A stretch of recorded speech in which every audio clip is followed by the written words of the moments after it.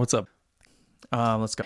How life has changed, what the year 2010 brought them, what the last decade has brought them, and what they hope for the next 10 years. All right, so right there.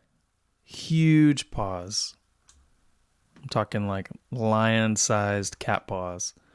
So that's something I would move over. What the last decade has brought them, and what they hope for the next Boom. 10 years. Today I'm chatting with Laura. All right, and then one more here, just to keep in mind next time. So I'm just bringing that. I thought I heard a breath in there at the end. So I'm just bringing this fade over so that when she breathes, if I heard it right, it'll kind of, it sounds like she's breathing naturally, and then I'm not cutting it off halfway through her Hope breath. for the next 10 years. Knew that a lot of people were in the same boat, and so I wanted to talk to you about your last 10 years. I know it's so crazy because not only are we All right, here's one. That a lot of people were in the same boat, and so I wanted to talk to you about your last 10 years.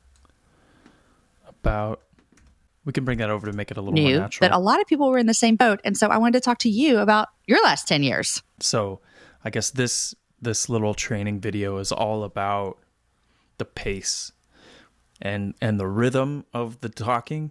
And this is why I brought up the fact that you edit stuff in English, but your first language is Spanish, because it could be that some of the like rhythms that I'm hearing, like they may not translate as much for you. And I don't know if that's the case or not. So I'm not trying to put words in your mouth, but all I'm saying is I think you do an amazing job.